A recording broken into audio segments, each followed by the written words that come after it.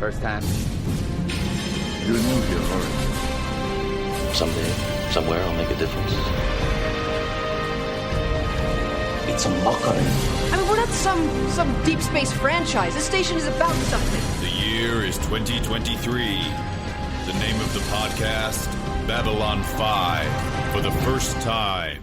Welcome to Babylon 5 for the first time, not a Star Trek podcast. My name is Jeff Akin, and I am watching and loving Babylon 5 for the first time. And I'm Brent Allen, and I'm also watching Babylon 5 for the first time. Jeff and I are two veteran Star Trek podcasters who are watching the series for the very first time, and we are looking for what we call the Star Trek-like messages embedded within this non-Star Trek show and trying to decide just how much we like it. And because we hail from Star Trek, those references are sure to make their way into our discussions. So to keep us focused on Babylon 5, more than the incredible show already does, we play the rule of three. That means each one of us gets up to 3 references to Star Trek per episode. That's it. 3. Uno, dos, tres. No substitutions, exchanges, or refund. Hey, Brett. Hey, Jeff. We have a 5-star review. Oh, yes. We're back to Apple Podcasts this week, and S. Boyle says, "The last best hope for first-timers. Each week, I look forward to hearing the exploration of my favorite show by the Star Trek veterans. They go into this not knowing anything about the show, bringing back my first viewing memories. The only difference is we weren't expecting consequences. They've been warned. I'm nearly at the end of season 1 already, and I believe they are fully on board. But without actually spoiling anything, they've only seen the foundation for the building site stripped. By making sure the viewer knows this isn't Star Trek, and the foundations have been dug and poured. The building with all its rooms is yet but a dream. So enjoy the wild guesses and admire the deduction of these guys as they wander around the site in their high-vis, was gonna say red shirts.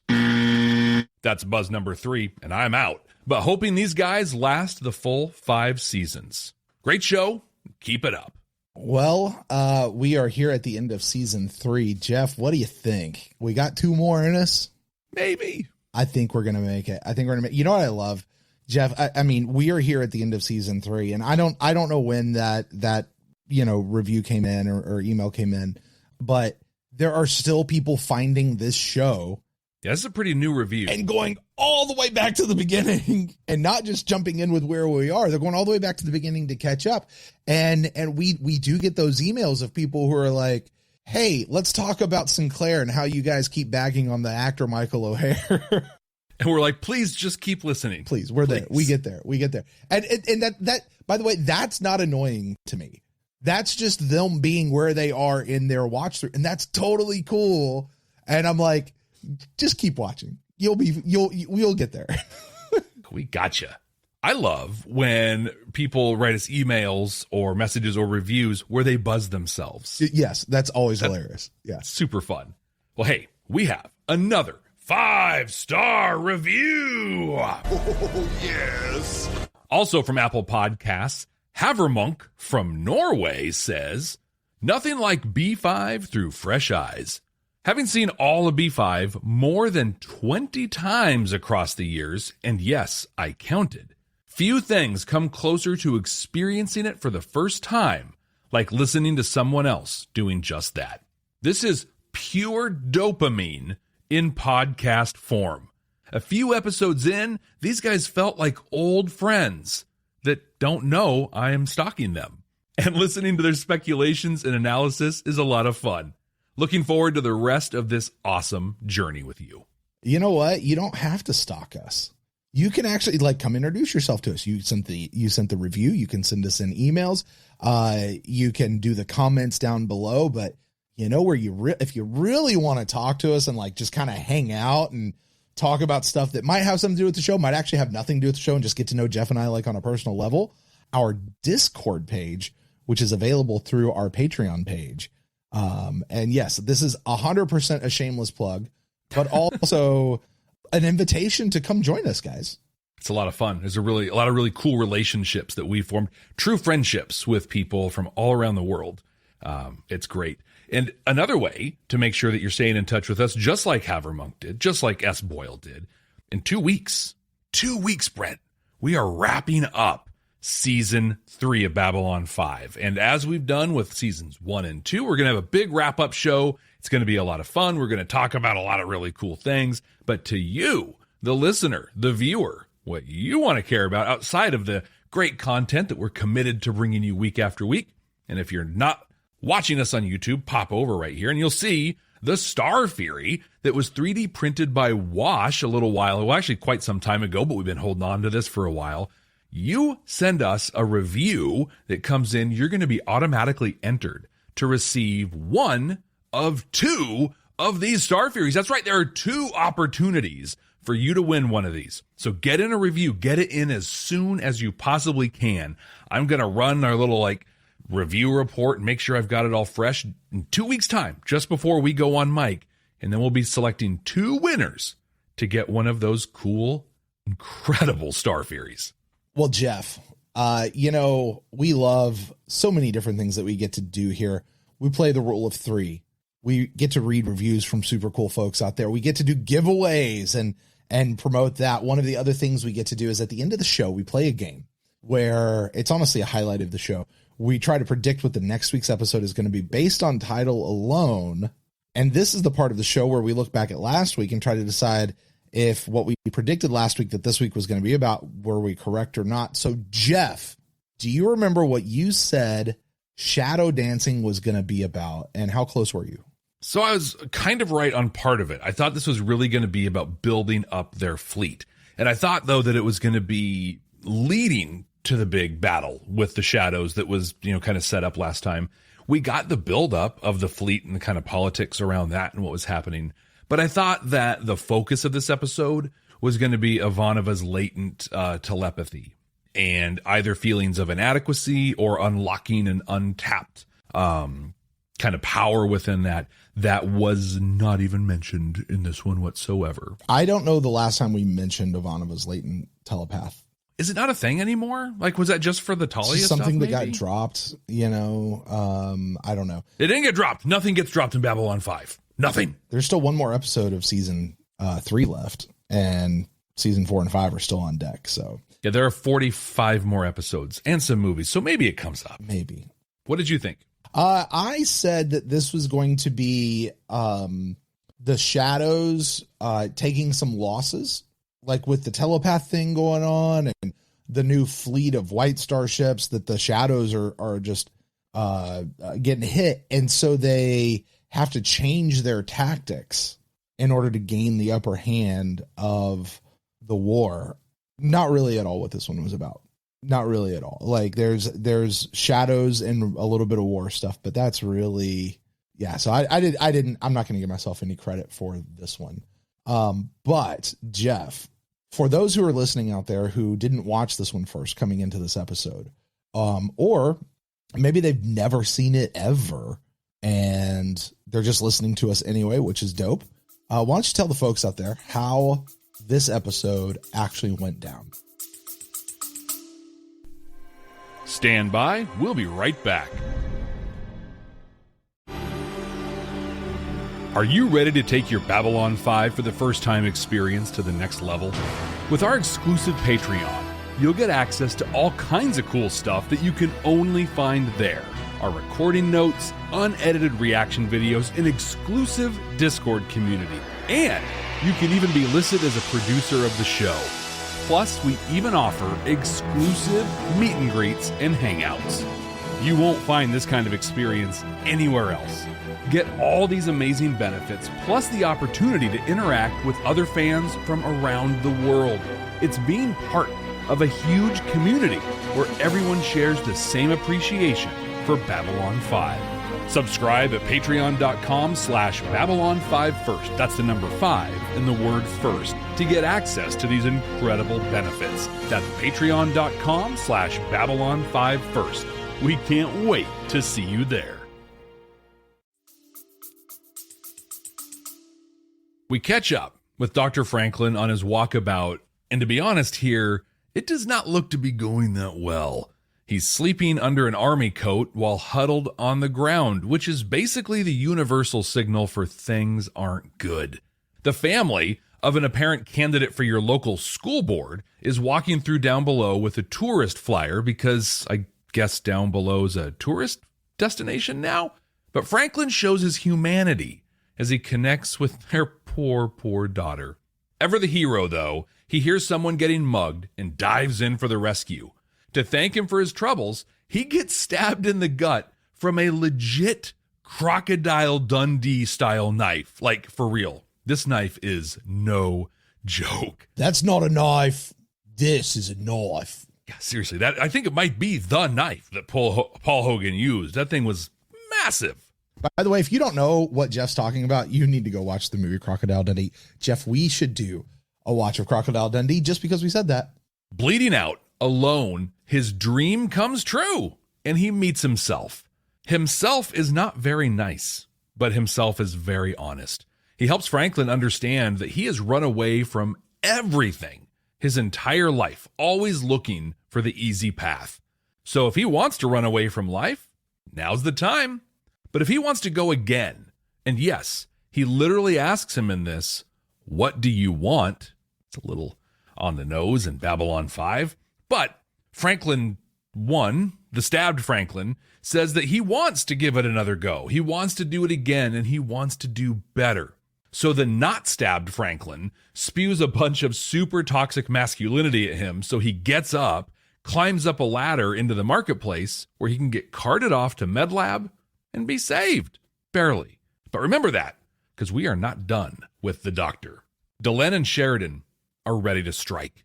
They know where the shadows are heading, and this is a huge opportunity for them. But even with the new White Stars, they need more ships. The shadows are an overwhelming force. Delenn is pleading with the League Worlds for ships. They play some politics, but eventually they come around. So the plan is to send Marcus and Ivanova, or Ivanova, in the White Star to patrol the area the attack will happen in so they can alert the waiting fleet. With some time to kill between prepping ships and getting the White Star on patrol, Delenn tells Sheridan that they're going to sleep together. Well, they're going to spend the night together. Actually, Sheridan is going to sleep while Delenn channels her inner Zathras and belts out an old Earth classic. Every move you make, every step you take, I'll be watching you. Yeah, Minbari ladies just stare at their suitors while they sleep so they can see their true face or something. But hey, Sheridan seems into it, so good on them. That's great. Marcus and Ivanova swap watch rotations while Ivanova tries to figure out the weird angled Minbari beds. Honest question for everybody out there listening or watching, because I know this fan community. Have any of you tried this? Have you tried angling your bed and sleeping like that? Let us know. Tweet us. Let us know in the comments. I want to know how it went because I don't see it going well. While they talk, Marcus shares that he's fluent in Minbari and he bears his heart to Ivanova, but doesn't translate it for her. Poor guy. And it would have been a good time for him to have done it too, because here come the shadows, and that might have been his last chance. They blast the Shadow scout ship, and it almost looks like it's bleeding in space. But shortly after, a horrifying amount of shadows appear out of nowhere. Just in time, the fleet pops out, and it is on. Pew, pew, pew, boom, boom, boom. The fight rages on, with Sheridan and Delenn commanding the fleet from a super cool room on a Minbari cruiser. The Babylon 5 forces are victorious, but at a terrible cost. For every shadow ship destroyed, the B5 forces lost 2. Knowing it's just a matter of time before they strike back, everybody gets to work planning. But before they can really get to work, Sheridan, kind of out of nowhere, shares his vision from way back in early season 2. I think the episode was All Alone in the Night with Delenn and Ivanova. They dream interpret the whole thing, calling out Ivanova's latent telepathy, and apparently, if I understood this correctly, there is a mirror version of Sheridan, an equal and opposite version that is important to the shadows. I think they call him the Intendant. Between this and a few other scenes, we see a teeny tiny little ship pop out of a shadow ship in hyperspace and head towards, I don't know, probably Babylon 5.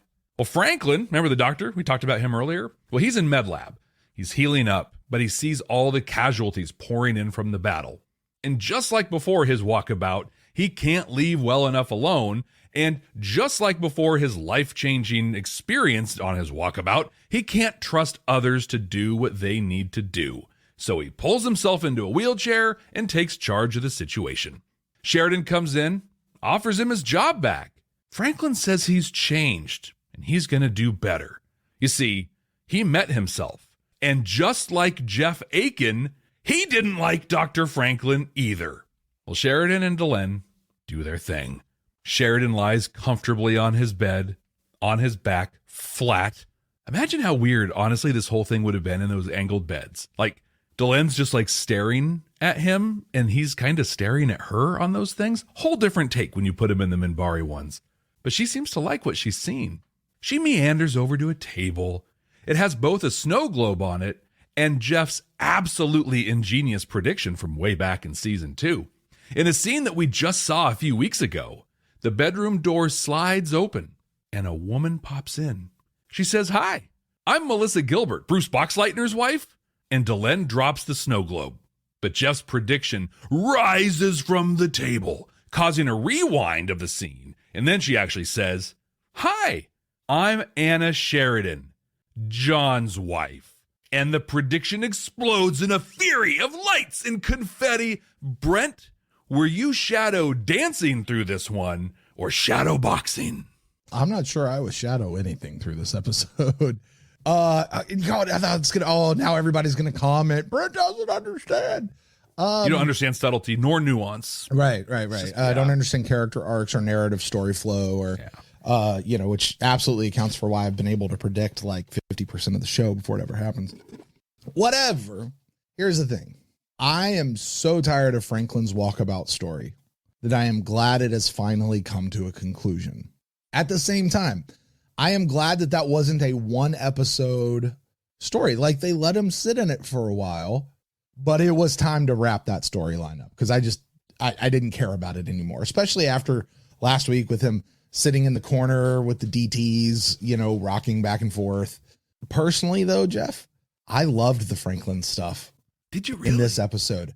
I really did. I loved what was it, Superman 2, Superman 3-esque? Superman 2. Superman 2, where, they're kind of not really beating each other up, but, they're facing each other and it's two halves. And, the one Franklin, the ghost Franklin, whatever we're going to call him, he was saying to the real Franklin, like, I felt like he was speaking for me.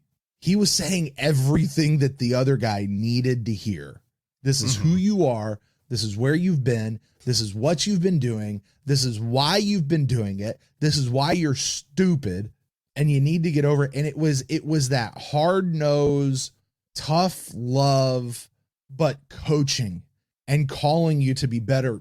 And at first you just thought it was being Jerky McJerkface until bloodied up Franklin starts trying to climb up the wall. It's like, I want it. I want to do it again. I want a do-over, which was a little cheesy, but he turns and he's like, put one hand in front of another. Go get it. Do you really want it?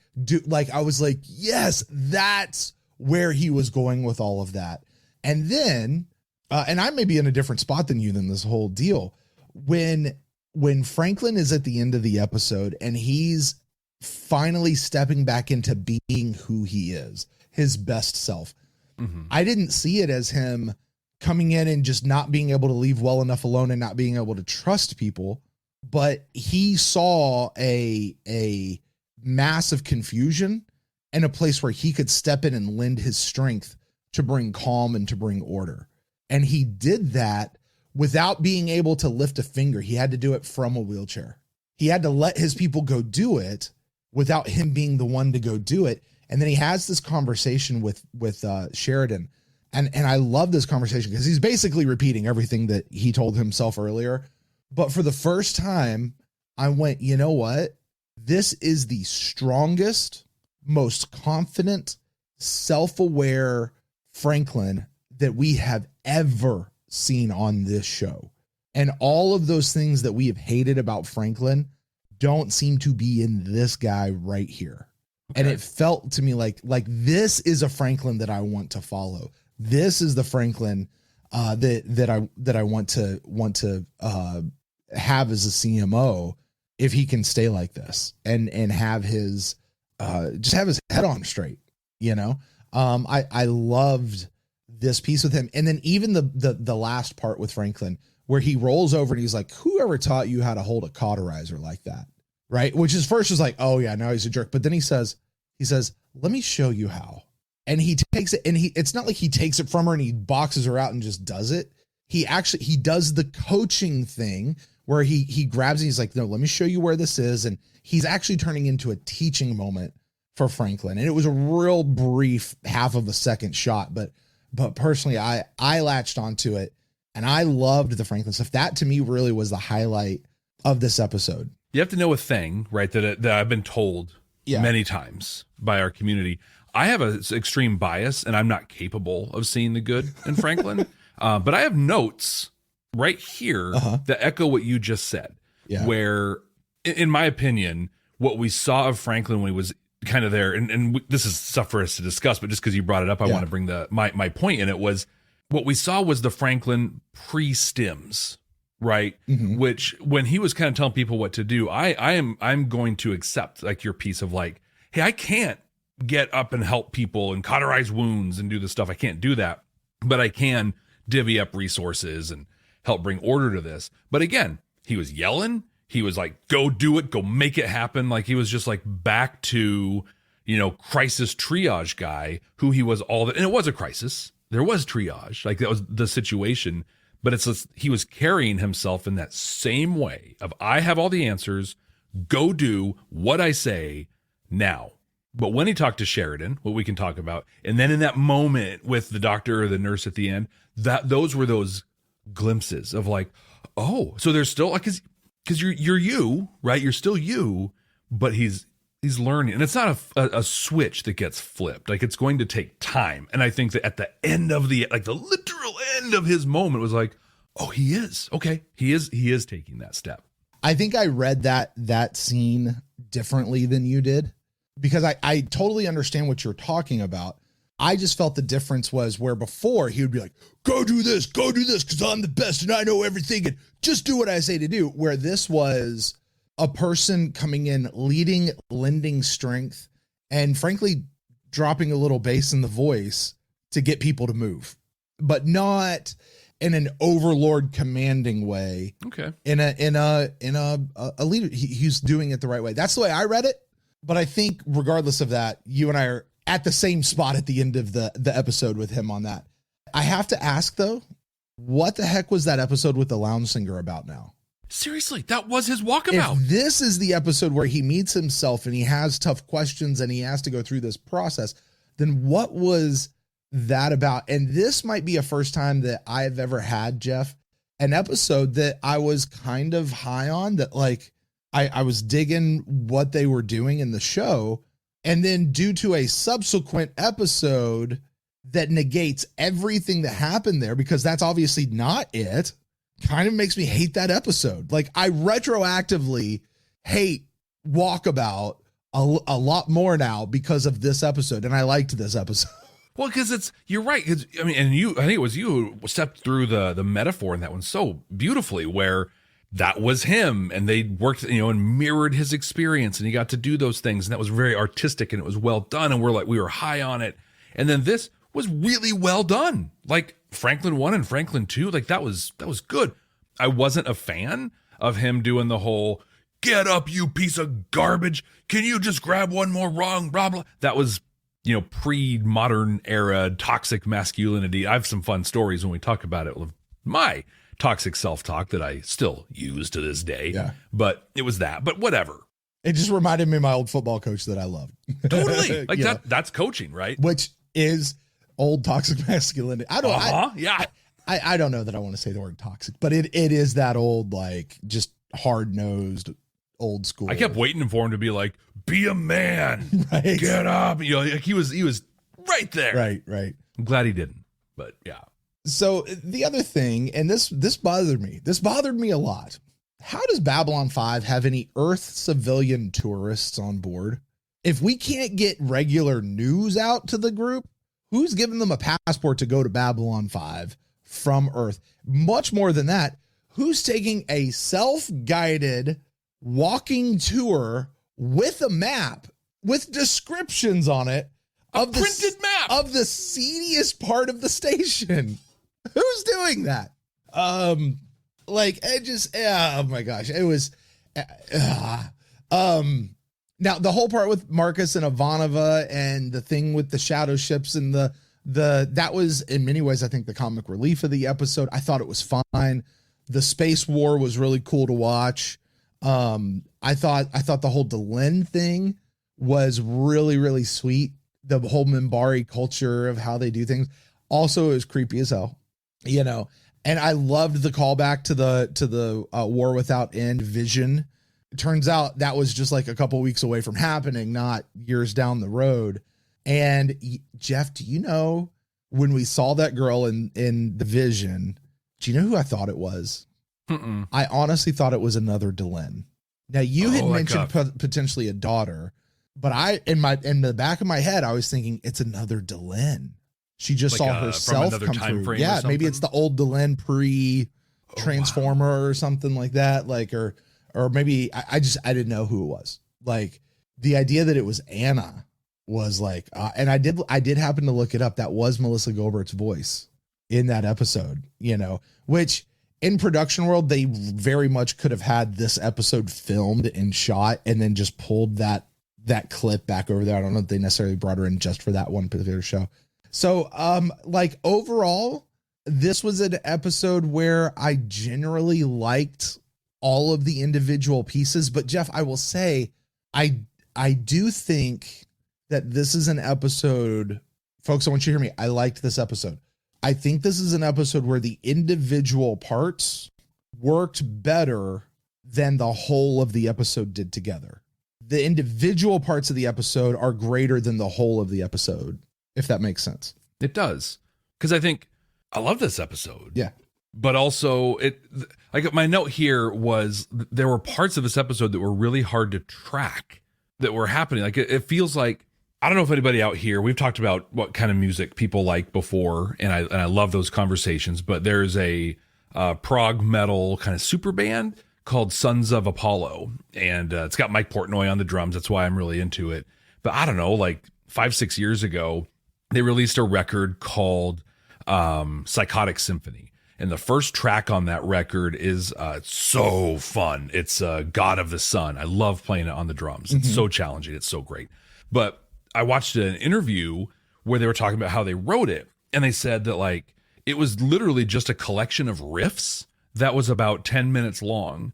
And they sent it over like, hey, let's workshop this and get it down into a song. And they're like, no, dude, throw us more riffs and let's just cut these riffs together. So there's like 7 different songs, like individual ideas for songs that they string together. Now, these guys are galaxy class musicians. I mean, they're incredible. So they make it work. But I'd say if you're not accustomed to prog music, progressive rock or progressive metal, it's probably pretty disjointed and jarring. This was Sons of Apollo does Babylon 5. Right. Where it's like, hey, these are great riffs. These are awesome ideas. But the connective tissue doesn't quite connect. I don't know, but it's still pretty great. I am just, for the record, I know there's a lot of questions out there on my prediction for Anna Sheridan. I am going to hold off on a public statement or any answering any questions until next week, because literally all we know right now is it's someone saying they're Anna Sheridan. So it's just someone saying, yeah, we don't actually know that it is Anna, right? Every reason to believe it is, because that's what I've been saying, for a long time now. But I mean, what do I know? I'm too biased to even see the good in Dr. Franklin that I said that I saw. So what do I know about Anna? But no, this was great. This was a good episode, a good penultimate one. I'm excited. Like this did its job. It got me excited to see what's going to happen in next week's episode. Let's talk about the opening of the episode. Okay. Delenn and Lanier are in the council chambers trying to convince the League of Non-Aligned Worlds to continue to send their ships. Now, frankly, I thought we had this settled several episodes back when Sheridan brought them all in and everything like that. When Jakar rounded them all up and brought them to the rescue. Yeah, exactly. Like, it happened. Exactly. This happened. I mean, there's an old Vision statement that I know, Jeff, that says Vision leaks. You got to, maybe that's what it is. Like, you got to keep getting them to re-up all the time. I don't know. But it was a really interesting argument where they said, you got to tell us what's going on. Well, we can't. Well, then how are we going to do this if you don't trust us enough to know what's going on? Well, we can't, because that could expose what's really happening. And Delenn appeals to, have we ever lied to you? Haven't we proven ourselves trustworthy? Then trust us now. And they're like, yeah, I'm probably going to need a little more than that. And you know what? I think the League had a point. I think they had a very good point. If you don't trust us enough, yes, you're right. The idea of trust in and of itself is that there is risk that this person could betray you. But if you don't trust us enough to tell us what's going on, why should we put our entire home world at risk by sending these things out to you that you apparently don't even trust us with? And you know what this reminded me of? This reminded me of Veer from last episode, and the way Londo was using him and did not trust Veer enough to tell him what was really going on, completely used him. And Veer was like, no, I'm not down for this at all. I think the difference, I think I didn't put that together. I think it's great, but I think the difference, and maybe like the difference matters here, was Veer has every reason to not trust Londo. Right. Time and time again, he's cut him off or done something to him. Whereas Delenn was right. Like, this was an interesting scene because both parties were right. You're asking us to basically sacrifice our homeworld in exchange for this one last ditch gambit that we don't understand and you're not telling us about. We need more. Totally makes sense. But then Delenn's like, when have we steered you wrong? Right? Like, we've followed through on every single promise that we've had. And she even like, if you don't trust us enough to do this, leave, go. Like, cause we're not going to get there, which is a power move. But they were both right, and I think Lanier tried to help too. But I think in him trying to help, it almost made it worse. Where he's like, oh, but no, it's cool. We also have some really cool other things that we also can't tell you about. But it's going to be fine because we have these things that, come on, just trust us, please. But to me, in that scene, what really hit me was Delenn looked very weak and desperate. She didn't look like the leader of the Rangers. Like, she was like, come on, guys, come on. I thought she looked physically tired. Yeah. Which, in keeping with last episode and everything that's been going on, it made sense to me. I didn't think weak in terms of, I don't know if political power is the right phrase to use with what you're saying there, but I get what you're saying. I just passed it off as being tired. But that does make you look weak. It does. If I were a League representative and I'm sitting there and we're talking and we're debating and she comes at us with, just let me finish. Right. At that point, I'm done listening. Like, you're 12 years old. Like, there's no cogent argument. You don't have control of what's going on. You've completely lost control of it. I think I like the outcome of how everything came. And even where that one Drazi dude, stayed to say that we're on board. I liked the outcome, but the execution of this didn't do Delenn any favors. So another spot that I really loved, it happened relatively early in the episode, is the whole thing with Garibaldi and the conversation that he had with, was it Veer or Lanier? Who was he talking to? About he was talking about Franklin being gone. He's talking to Zach. Oh, it was Zach. That's right. Yeah. The guy who's supposed to join the spinoff, right? Uh-huh. The sidekick spinoff, right? I knew it was a sidekick. I just one of them. Was it Natoth? I don't know. Yeah. Well, definitely not Natoth because she's fake dead right now, or maybe real dead and fake alive. Whatever. I think real dead, all the way dead. Unless that other girl comes back to play the part, I'm cool with it. Yeah, she can stay. Yeah. With her. Yeah. But Garibaldi is doing something that I have seen so many times. Garibaldi was the guy who tried to step in and help Steven. Garibaldi was the guy who got him to realize where he is. And Franklin hasn't come around yet. And Garibaldi is sitting there going, couldn't I have done more? Should I have followed him? An interesting line. Sometimes people walk away because they want to be alone, but sometimes because they want to see if you'll follow them into hell. That's a garbage statement, by the way. Like that is that you're totally trying to justify what you're saying. And when I first heard it, I was like, actually, that's kind of a neat little statement.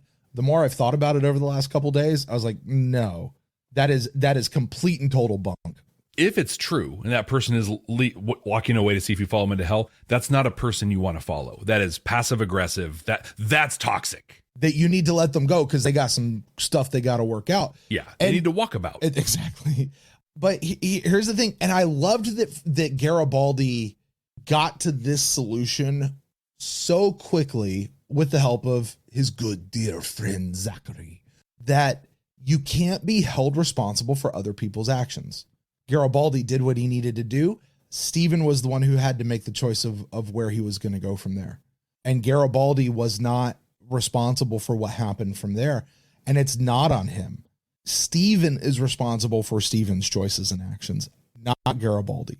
Like he really came to a spot where it seemed like he just sort of let himself off the hook for all of that. But I also appreciated the fact that he loves and his dear friend so much that it does bother him that he's not back yet. It's a thing he's got to work through. It was excellent leadership, because to me, like, that's the secret to leadership, is understanding that you can't make anyone do anything.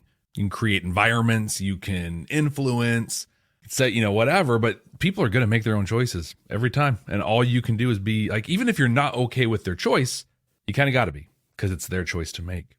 I thought it was fascinating and cool that it was Garibaldi and Zach having the conversation, because to peel it back a layer, it's Jerry Doyle and Jeff Conaway, who are both people who have been in and out of recovery their whole life, even at this point, and arguably were lost as a result of, trying to battle their diseases.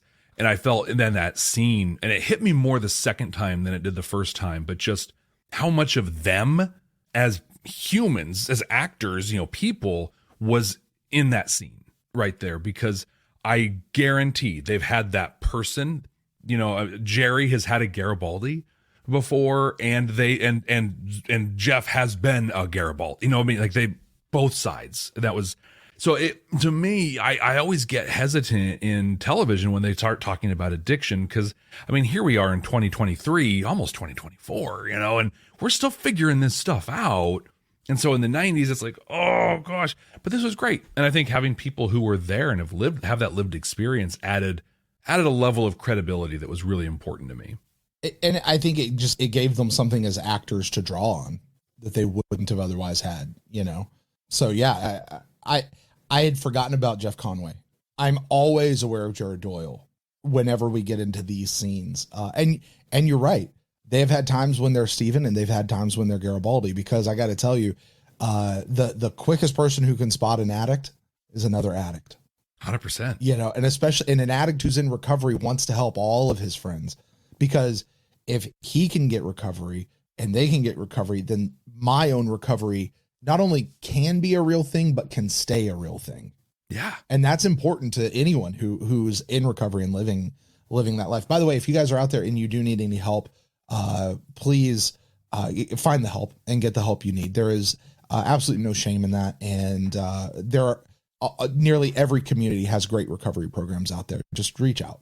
Yeah, one of the things I'm most proud of in my professional career is being able to have, from an administrative standpoint, I'll own that, but I was able to really support the peer support programs that we've stood up in the state of Oregon. That I'm really proud of that. Like, it makes a real difference for people, and I helped in a small way, but just being able to have done that means a lot to me to have done that. So yes, please, the help's out there. Jeff, before we get too far off on the other stuff, I want to dive into the Franklin stuff just a tad more, if we may. Okay, one, just a complete side note. When he got knifed, that's not a knife. This is a knife. And that sucker went into his gullet. My first words were, is he leaving the show? Same.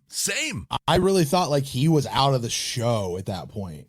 And I was like, we've heard about how JMS has written trapdoors for all the characters. And I was like, was Franklin's trapdoor to be killed? Talia had a pretty cool trapdoor until we got, she was dissected. Ugh. Oh my God. Oh, Jeff, I'm still so mad about that. I still want evil Talia. And what a great time for her to come in. They're recruiting all these telepaths and she shows up. I want evil Talia to descend upon latent telepath Ivanova and do something. Like that's the story I need. Anyway, I want to dive into the conversation that the two Franklins had. Mm-hmm. And here's what he called him out on it. And I'm not going to say this verbatim, but Franklin says, look, you use work to run away from your personal life. Then you use stems to run away from work. And now you're running away from everything. And I was like, that is profound. Yeah. And fascinating as an analysis of his character. And I kind of want to go back to the beginning. Maybe we'll do this on Babylon 5 for the second time. But I want to watch this from Franklin. Because here's what I don't remember. Was Franklin always using stems, like even from when we first met him, or did he just start using stems over the course of the show? I think it was new. In fact, in The Quality of Mercy, Dr. Julie, what was it? I forget her name. The old lady. Yeah, who was hooked up to the machine. That was her thing. She got had her license revoked for using stems. And I could be making this up because yes, I'm biased and I can't see the good in Franklin. But I think he even judged her. Like, well, you can't use stems. Like, who are you to do that? Well, yeah, but Franklin would do that anyway. Yeah, we saw him start doing it. And I think that was supposed to have more impact when it's like, oh my gosh, he's really slipping. At this point, I just feel like he's always been doing the stems since we first met him. But I want to go back and I want to see, I want to track this thread with him. Maybe it actually even it can recolor the episode Gropos where we met his father. Yeah. You know what I mean? I'm kind of interested to go back and, because you know what I don't do very well, apparently, Jeff, is I don't do character studies. At all. At all. I don't do character studies. No, not at all. So, maybe I'll take some people's advice and go start doing character studies out there. Yeah. But I thought it was neat where they brought up the old stuff, right? They brought up the fact that he hitchhiked around on cruisers, the fact that he trashed his notes on Minbari biology. Did you remember that? I didn't remember that one at all. Was that new information? Yeah. Yep. Yeah, they talked about when he was given I hitchhiked around on cruisers. I became an expert on Minbari biology, and when I understood they were going to use my research to hurt people, I destroyed it. Oh yeah, that's right. Yeah. So this is all stuff, and then they even referenced the Gropos, where they're like, "You couldn't be a soldier like your dad, so you ran away into one of the most difficult other jobs you could ever possibly do." Right. But apparently in his family, if you're not a double PhD, you're garbage. Right. So he's still lived up to some expectations. But it makes me wonder, is Franklin, is he an MD or is he a DO? Oh yeah. And no shade to the DOs out there. But yeah. But it's different. It is different. And and they both have different connotations among different people. So. And what does that even look like, in the 23rd century? People out there are Googling, what is a DO? Just Google it. We don't have to discuss it here. But anyway, that was really the Franklin stuff, that conversation. I really appreciate what you said in your opening thoughts, where it's like, he was our voice. Mm-hmm. And that, Franklin 2 or, Ghost Franklin, just literally all the things we've been saying. He's just like, dude, stop. Just stop. Yeah, and so you're gonna go back. I want to go back. I want to do it again, which was not my favorite writing line. That's not. There were some real holes in the writing in this, but there weren't a lot of holes in the acting. Right, and there wasn't holes in the intent of what was coming across either. And I think Richard Biggs did an incredible job acting against himself. I'm curious, the mechanics. Did they have a stand-in? For the scenes, or how, what was the mechanics of it? The one thing I did notice, and I'm watching the remastered versions and stuff, is when they went to the split screen, it was way more out of focus and way more fuzzy than any of the other screens. And it didn't look good. I felt like I could see the composite out on the edit. And, listen, on an SD TV in the 90s, it would have been just fine. The scene where Stabbed Franklin was starting to climb that ladder and Ghost Franklin was leaning on the rung. On the composite, the rungs didn't quite line up. And so Ghost Franklin just looked off. Yeah. And it was the same, exactly that, where it's just this would have been fine on an old TV, but on this, I can't stop looking at it and it's really distracting me. Right.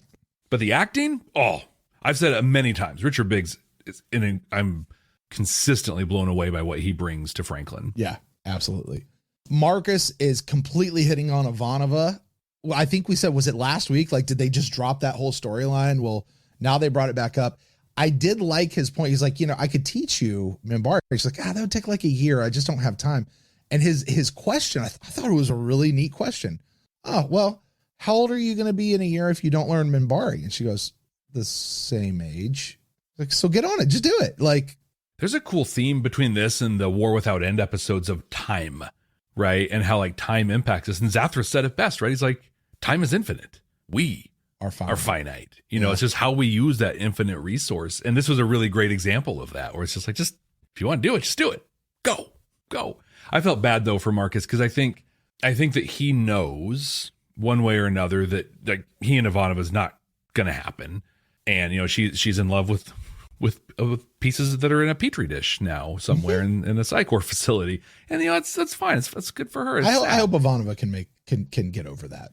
Like, I'm okay with Ivanova and Marcus getting together, because that's a neat couple too. It'd be cool. I'd be happy. But I feel like in that moment, like when he's like, I got a line I'm going to use on you, but I'm going to say it in Minbari, so I can say that I said it, but also I don't have to put myself out there. He totally lied to her, by the way.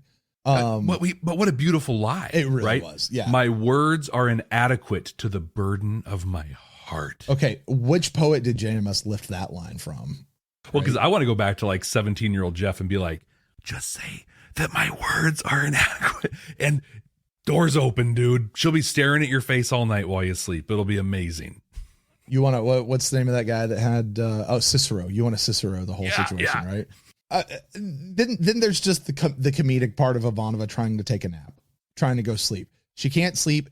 She flattens the bed, which I'm like, I wonder if Sheridan knew that he could do that when he was trying to sleep on those things.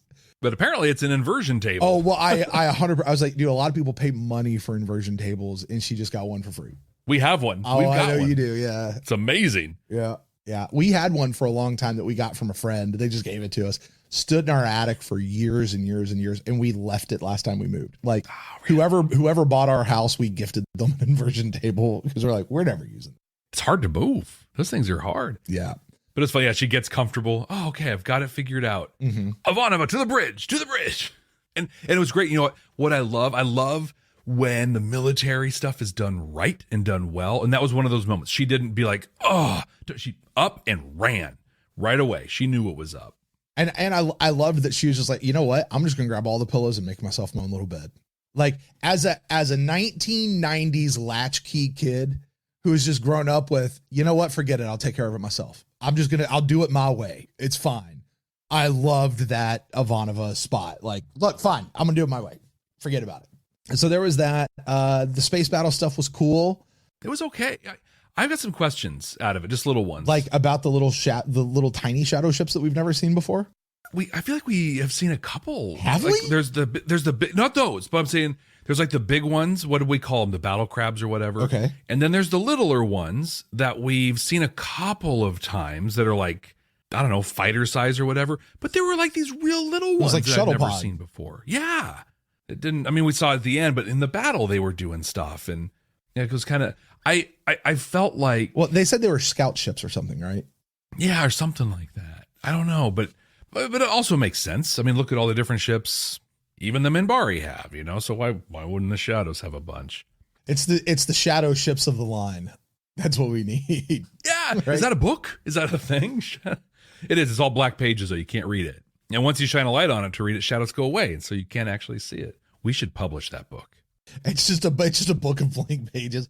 Well, every time you put the light on it, the shadows go away. It's there though. You got to look at it in the dark. I was underwhelmed by the impact of the telepaths. Yeah. Like I felt like that was going to be a game changer. And we watched that, a 1-to-1 ratio between the Minbari and the ships, and they crushed them. And in this one, like, yeah. It didn't feel like one was outnumbering the other. It didn't feel like there was twice as many shadow ships as there were White Star Fleet Battalion League of Non-Allied World people. It felt like it just felt like a space battle where one side was a little stronger than the other. And then out of nowhere, it's done, and the Army of Light wins. Like, I felt like the end was just like, oh, we won? The Army of Light. Wow, I forgot about that phrase. They haven't drilled, like, they said that one phrase, and you're like, okay, that's so cheesy, but cool. And then, like, they haven't really come back to it a lot. Yeah, I just want to call them the Babylon 5 forces. Like, because they're under the banner of Babylon 5, and that sounds cooler than Army of Light. But yeah, I guess they won. They're the BFFs. That's a t-shirt, Jeff. That's a t-shirt. The BFFs. We're going to defeat them with the power of friendship. Forever. But that all led right to Sheridan, Ivanova, and Delenn kind of debriefing what's going to happen next. And Sheridan's like, oh, by the way, I had this vision. Do you have one of those dream interpretation books that we can... What happens when you get stung by a bee in a dream? What does that mean? Let's look that up. Okay, so one, the interpretations of these visions were incredibly iffy. Yeah. But the big takeaway I got out of that and is as similar as these visions seem to be to Cisco talking to the prophets, they are not the same thing. This is not Sheridan getting a vision from the gods out there. These are, and they clearly stated it, Kosh gave me these things in my head. Mm-hmm. It's coming from Kosh. And I was like that completely, the line that I put of those two things kind of like, it was a little close, completely separated those. And I know people out there are clacking on the keyboards right now. No. Save your breath. But because what we know about the Vorlons, we watched them go in and manipulate Jakar. We've heard about we saw what's his face, Jack the Ripper. Should have had King Arthur in the right way, but they messed up on that one. Yeah, they couldn't follow that story. The one bad episode of season 3, Jeff. That literally it might be the only actual bad episode of season 3. But in the end, it was just like, oh, okay. So this is a Vorlon Kosh manipulation, like everything else that we've seen, but we're just not going to call it that. And I think to me, my problem, like you said, the interpretations were iffy. And I think they even said them in iffy ways because they're like, do you know who I am? And it's like, well, yeah, I'm a telepath. Okay, next, like. Oh, and then there was this image of me in a Psychor thing. Well, now we're working with Bester, so that makes sense. That's why you were in a Psychop. What? Yeah, right. The one that got me more than anything else was you are the hand. You are the hand. It's like, well, there's also this other one that says you have two hands and they're equal and opposite, and there's the man in between. So the man in between is your equal and opposite. Like, no, I'm sorry. There's another vision out there of I see a great hand reaching out across the universe, and we see a hand. And you go, Sheridan is the hand. That's where, like, when you went to, well, there's an equal and opposite hand, and that's what the man in between is, and that's what it meant to say you are the hand. Like, what? I felt like I wanted to be like, hey, Delenn, here's what I want you to do. I want you to pause this conversation, go talk to Lanier, because Lanier was able to piece together a logic puzzle that told Sheridan about Naroon coming to kill you without ever telling Sheridan that Naroon was coming to. Lanier needs to have this conversation with you. You are not up to the task. Right. You're emotionally compromised right now. Yeah, that whole thing it felt forced. It felt drawn out, and I don't understand. Outside of saying there's this equal and opposite Sheridan, outside of that, I'm like, what was the point? Well, so here's my theory on that, and this honestly brings up my final thoughts on this episode. This was foreshadowing of Anna. Anna is Sheridan's equal and opposite. Oh, wow. And, she's going to be around, I guess, now through, season 4, whatever is left of this war of the shadows. And it's pretty clear to me, at least I would think, that, here's Sheridan leading the Army of Light, and it's going to be Anna, not Morden, Anna leading the Army of Darkness against each other. And they're, as former husband and wife, they are equals, but opposites of each other. You thought Kramer versus Kramer was bad. Sheridan versus Sheridan takes down the whole galaxy. Wow. I like that. I hadn't even considered that. I figured, I'm like, man in between. I literally was like, was the Psychop Sheridan in the Vision, not a Bester thing, but like there's literally an evil doppelganger version of Sheridan over on the, like, waiting at Zahadum, like in a pod, you know, or whatever. Like that was, I like the Anathoth better. So the one thing they still haven't explained though is why does everybody have birds on their shoulders? Yeah. They didn't explain that. What? Oh, did you figure it out? What is it? What if they're keepers? Oh, but it's a vision from, but these are visions from Kosh. These are visions from Kosh. Like they're warnings. Garibaldi and Ivanova are going to get keepered, and he's not telling. No, no. Flip it around. So you got the keepers that are taking on the bad guys. What if the birds are like the good keepers? Like they're the Vorlon, like the spirit. Oh, here's your Catholic thing. The spirit of the dove in the form of a dove descending upon you. Garibaldi had a literal dove. Yeah, he had the Holy Spirit, Holy Ghost sitting right there. Like, what if it's the positive version of that? Wow. Oh man. Who am I? Well, you are a force of light. That's who you are. There you go. Like, let's bring that out and do those things. Oh, yeah. Because I think they were even on the same shoulder as Londo's the keeper was on. I think. No, I think they're on opposites. Oh, I'm putting it in my head right now, and I'm pretty sure Londo's was on his right, and for Ivanova and Garibaldi, the bird was on the left. That supports your theory, because then it's a devil on one side, angel on the other. Oh my gosh. I love it. Well, Brent, I think we've reached that point of our conversation where we're going to boil this all down. We're going to see if this episode had any of that Star Trekky quality to it, if it has a great moral message, if it's holding up a mirror to society, or any of those things that great art and sci-fi tends to do. I'm going to do that by rating this on a scale of 0 to 5 deltas as to just how Star Trekky this episode was. You have the responsibility of rating this on a scale of 0 to 5 Starfuries as to how much we liked it and how Babylon 5 the episode was. I'm going to go first, and I'm going to be honest. I've got some stuff here, but not a whole lot.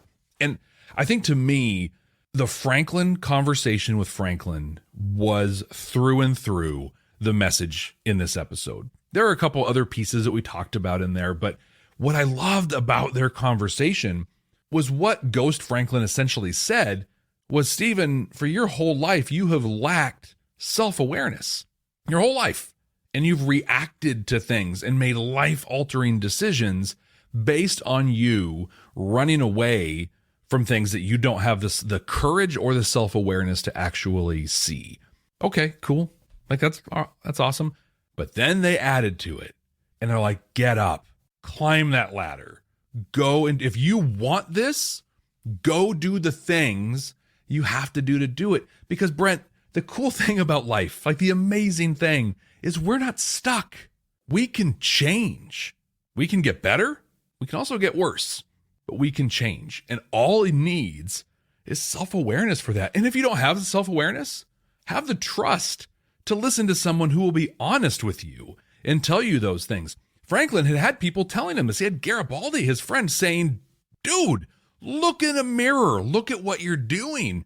And he wasn't hearing it.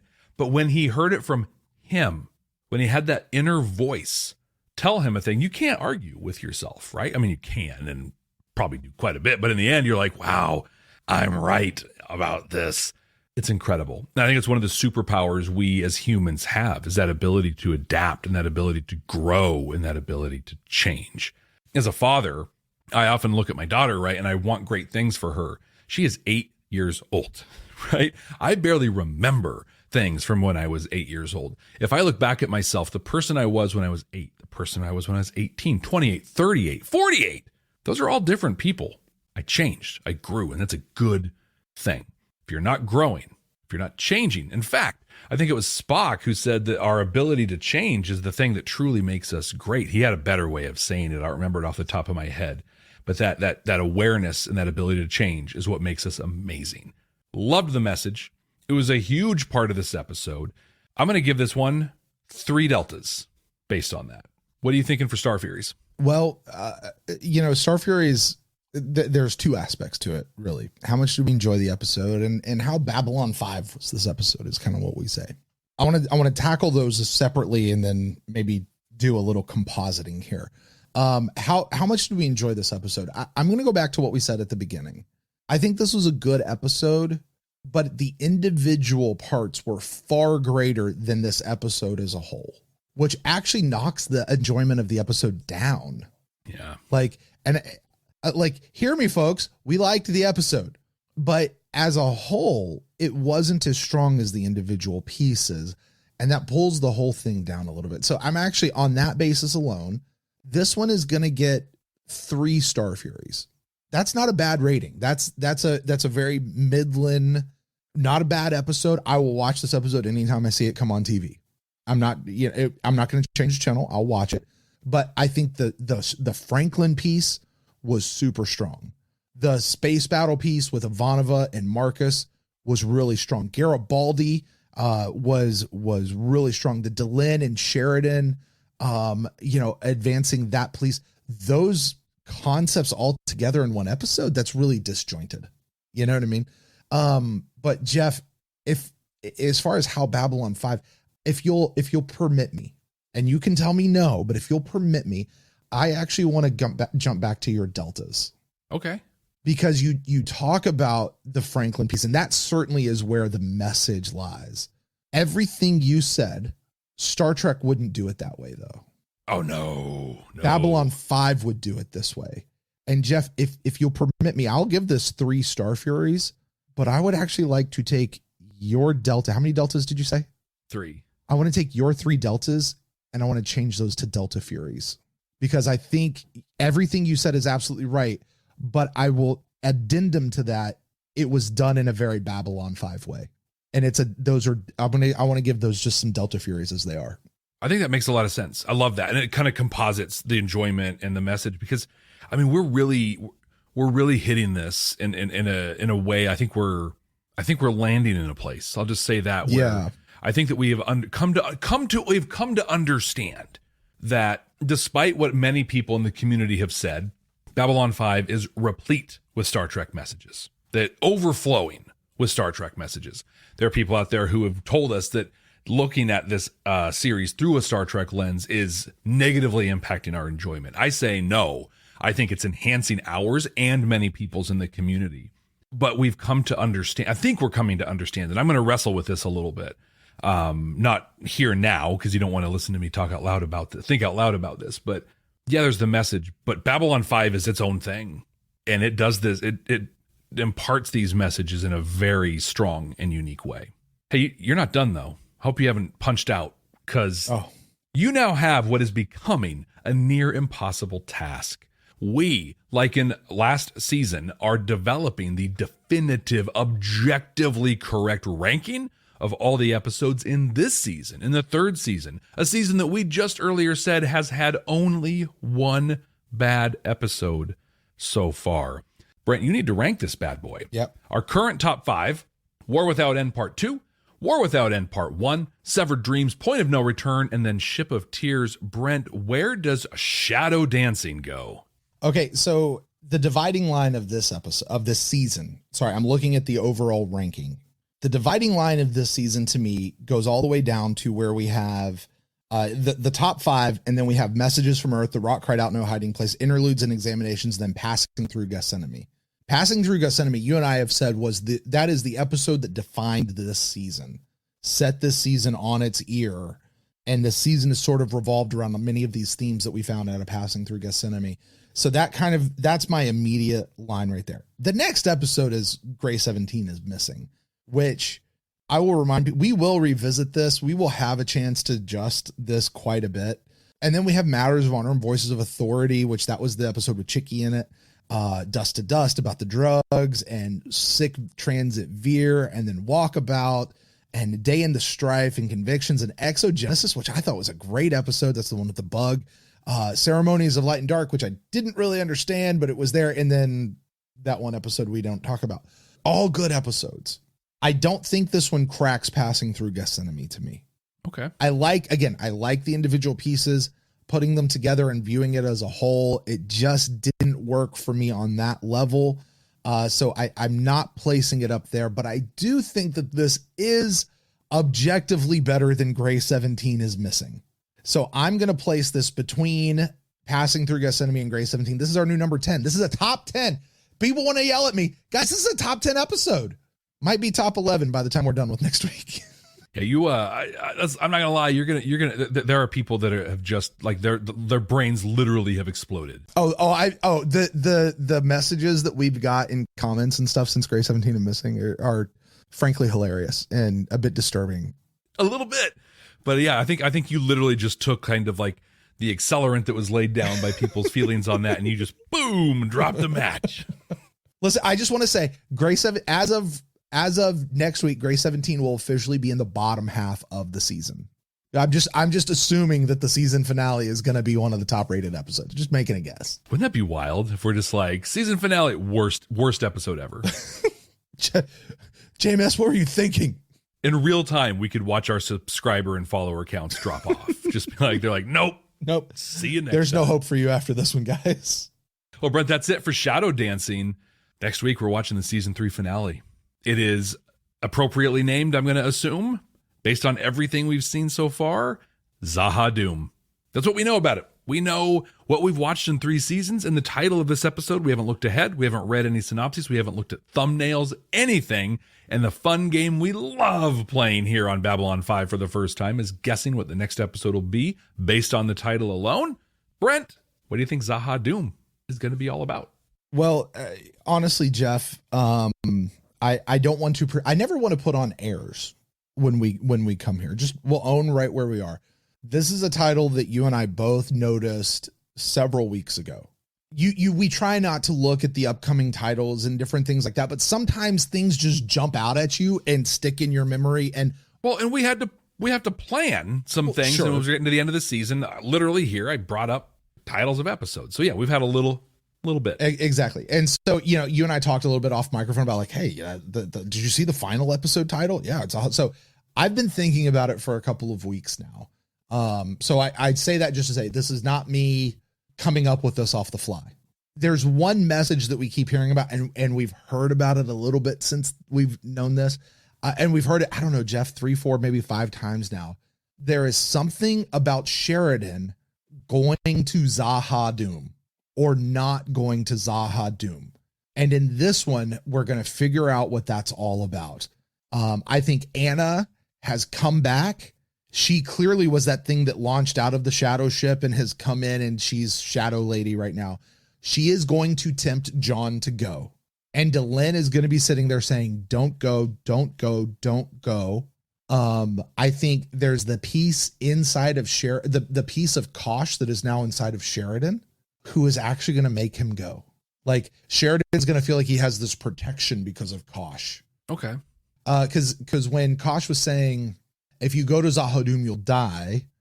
My interpretation of that was, if you go to Zahadum, you'll die if I don't go with you. Well, now that Kosh is inside him, Kosh is going to go. So now it's time for him to go to Zahadum. But Delenn is just like, I don't think Delenn's ever going to understand this move. And the sacrifice that they talked about being made and all of this stuff. Jeff, this is also the season finale of season 3. JMS is writing this whole narrative arc. We're at this climax. We're getting ready to slide down the backside of it. Narratively speaking, do you know what happens at this point in the story? It all falls apart. This is The Empire Strikes Back. The worst thing possible is what happens at this particular point in the story. Then this is how they have to overcome it in the end, right? This is where the falling action comes into place, right? I compared it to I think last week, Han Solo going into Carbonite. Exactly. I mean, it's Moana deciding to go back. She's going to quit her journey and go back home. It's getting that it's that moment. Sheridan's going to get captured. Sheridan's going to be out of the game for a while. Stuff's going to happen with Sheridan in this one by going to Zahadum. Yeah, I don't know what. This is bad stuff is getting ready to happen. That's all I'm going to say. Bad stuff is happening, and it's Sheridan fighting whether or not to go back to Zahadum. What do you think? What do you want, John? What do you want? I think we line up on a couple of things, but I think that Anna, modernized Anna, is going to, like, she'll be pressuring him to go to Zahadum, but she's going to do it by asking what he wants. And he's going to, I want the shadow threat destroyed. I want these things. I want peace. I want all this stuff. And then she's like, then come to Zahadum. Like, I'll do it. Like, she's not going to lure him like in a, like, do it or die kind of a thing. It's going to be like, come on, we're going to help you do all the stuff. We're going to go. I think that Kosh is going to be right. And I think that this one is going to it's going to end on two fronts. And front number one is going to be, I think Sheridan is going to die. But I don't necessarily think he's going to die in the way we think. We've had a concept that has dropped in a handful of times, and they basically did an episode that we said was the basis for the theme of this whole season, Passing Through Gethsemane, based on the death of personality. And so I think that we might see something more metaphorical as a death for Sheridan. But I agree, he's going to be out of the game for a while. Like, this is going to take him off the board for some time. And this is going to be the best of both worlds moment at the end. This isn't a two-parter from what I understand. It's not Zahadum Part 1 and then Season 4 picks up with Zahadum Part 2. I don't know the name. So this is not a best of both worlds Part 1 and 2. We're going to ruin your summer type situation. I think it is going to be that. I think it is going to be. But I think it's because what we've seen in the season finales is they end and then they just kind of pick up with another episode, in the season opener. I think though the fire moment of this is going to be, people don't know what's up with Sheridan necessarily. Maybe he's fallen out of comms or something, but they're going to be doing business as usual. And all of a sudden, like 40 shadow ships are going to pop out of nowhere, surround Babylon 5, and then it's going to fade to black, and we're going to see Douglas Netter's name pop up on the screen, and we're going to be like, what?